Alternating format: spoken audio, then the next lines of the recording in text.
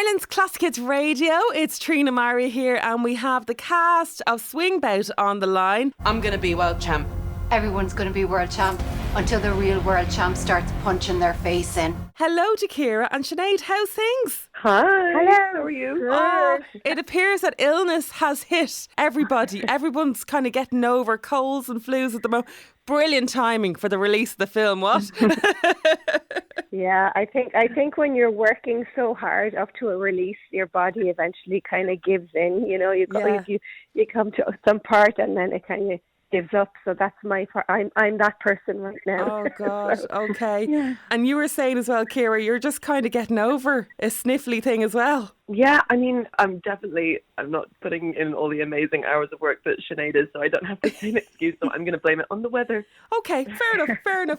So let's talk about that precisely. So Sinead, not only are you in this, but you were very much involved in the making of this film from scratch, really, weren't you? yeah. So yeah, I'm the producer of it as well, and I mean, look, I suppose you could go back as far as COVID if you wanted, in terms of when the idea was first pitched to me.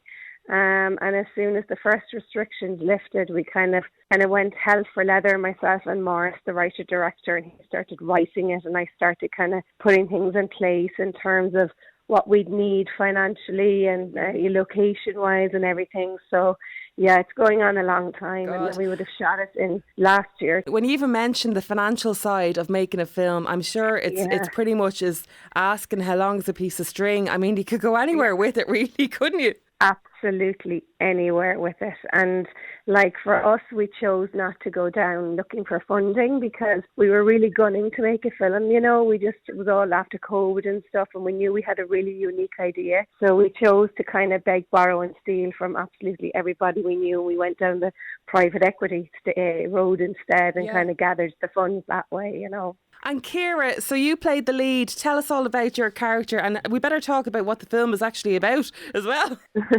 Toni stars as one of the swing bouts for this entire match that's happening, this televised match.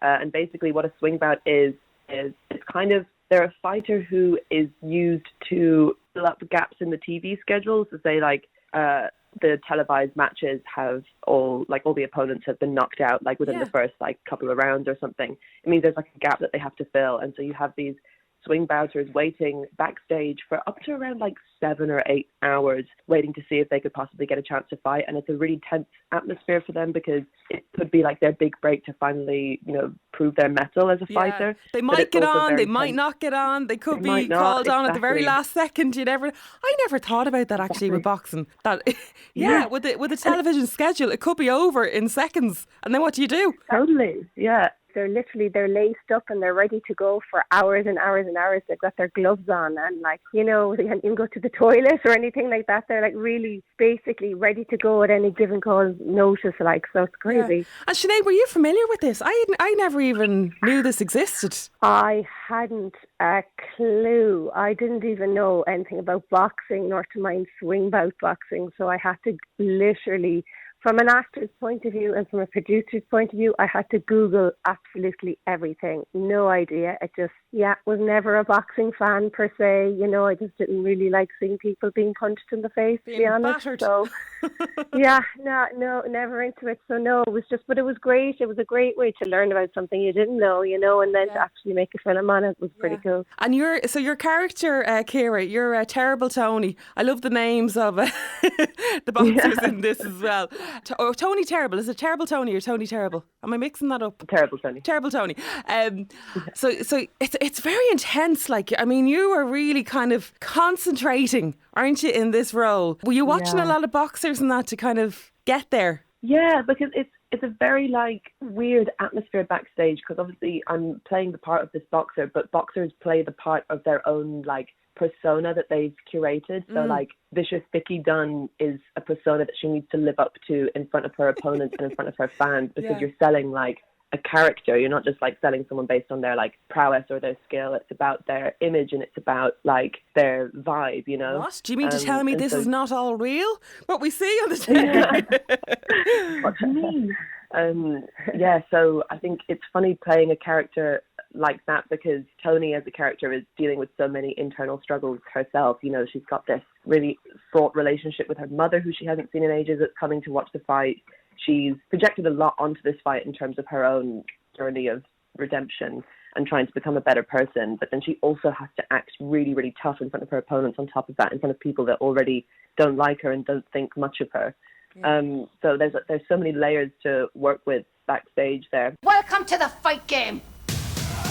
You must have had to learn all the moves though, because I mean there's quite a lot of physical, I mean you have to kind of get that right, even the way you're kind of just hopping around and you're like, if I pretended to be a boxer now, they'd be straight onto me, they'd know that I wasn't the real thing, you know. It's funny, there was like, after we learned how to box, what we also had to learn how to do was shadow box, which is even more tricky because you can learn how to box and you can learn how to kind of do the footwork and plant the moves and, you know, look like you can box. But then you have to learn how to warm up as a boxer for boxing, if that makes sense. So it's kind of like, it's not enough then to just know what the moves are. You have to know what muscles then you should be warming up, and also how that warm-up takes place over like 7 hours, you know. So obviously at the beginning, if we're like shadow boxing at the start of the film, we're not going to be like absolutely giving it socks and giving it a hand because you wear yourself out. So you have to have that in the back of your mind as well. You have to think, how would it look for a boxer to authentically warm up over the course of this much time? Do you know what I'm just thinking as well, Ciara? Like you were mentioned there about how the swing bouts, they could be hanging around for 8-9 hours backstage waiting to get on. Maybe they wouldn't get on. That means 8 or 9 hours. You wouldn't even be able to have something to eat. Ah, no, I'd faint. You have to retain your weight. Yeah, I know. I'd be No, too hungry. I'd be like, wouldn't be for me now. I'm marking myself out of that one. Yeah. So were you watching a lot of boxing then? I mean, the Olympics must have been something that, I'm not sure this would have been well made before the Olympics. What am I talking about? Yeah, it would have been, but actually it was very timely now that you think of it, you know, the fact that Kelly Harrington has won and now this film is coming out, so it couldn't have landed at the most appropriate time. You kind of think it was planned, but it actually wasn't, you know? So it's very... Now, it's not just about, obviously, the boxing, because, I mean, there's a lot of drama in this film. Some stuff might shock the audience. Yes. Will we get into that, or we don't want to give it away? Yeah, I mean, we can totally get into it. The film follows the journey of Toni as she makes her walk from the dressing room to the ring. And in between that time, there are all the antics and dramatics and tensions and scandals and betting and drugs and corruption and everything that's going on behind the scenes. Yeah, so I think what we've done here is, and it's also budget based as well because it is low budget, but we've completely switched the kind of expected ending that people would generally think of from a general boxing film, and we've switched that on its head and we've turned it around, so much so that people, most audience members, in fairness, they've come up to us and they were like, oh my God, we did not expect that. That was absolutely genius. It was fantastic. Yeah. So we're delighted with how that one went. But yeah, there is a lot of fighting going on. You know? There is, yes. Yeah. You could say that. Yeah. You could.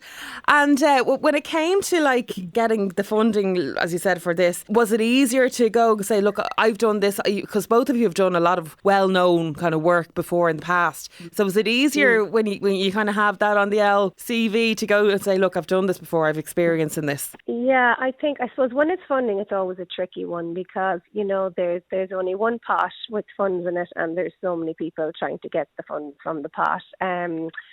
Because we were really dying to make the film, I'm quite resourceful as a producer. So I used to work in high tech also. My husband works in high tech, so we'd know a few people who might have a few quid, you know, that they could spare.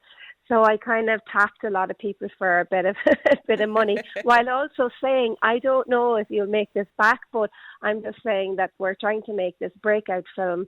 It's going to be unique. It's going to be a very unique Irish film, and hopefully, you know, and there are people also that really love the arts as well, who really love myself and Maurice and the work that we've done before, and they've been wanting to back us, but we wanted to kind of find the right project for them to back us. So it was difficult, but it was manageable. Do you know what I mean? Look, everything's difficult, but there's always a solution, you know? Can we just say to our Cork audience where Sinead is from? I'm from Ballyfihan. So there you go. Or the Tahan. Tahan, Tahan. Growing up. And you worked on the dry as well. And of course, John Connors is doing the voiceover in this as well, from Love Hate. And as regards to yourself, Ciara, you've done Normal People, which I think a few people are familiar with. The Deceit. I mean, it's great, isn't it, to have all this behind you as well? Yeah, definitely. It was really fun kind of working on, those shows in the past. But at the same time, it was like they were kind of day player roles in a way. So I never really got the full experience of like being on set for a long time. So getting to do something like this, like it was a massive jump in terms of what I'd done. Like the sets I'd worked on before were big shows, but I wasn't part of the bigness of it. Whereas with but this, no, Ciara, what you have to do is you have to put on your actress head now and say, no, Paul Mescal is my best mate. Just off the phone to him there a second ago. Sorry, I was late. Yeah. Okay, super. Well, guys, do have a look. Well worth a watch. It is called Swing Bout, and have a look at it this weekend. And the best of luck, guys. It's great to see more Irish films being made. Congratulations. And we'll hope to have you on again with your next project. Brilliant. Thank you so much, Trina. Thanks so much. It's Ireland's Classic Hits Radio. A storm carries the fury of the gods. It brings destruction and death. But a storm rewards the strong, the brave, and the bold.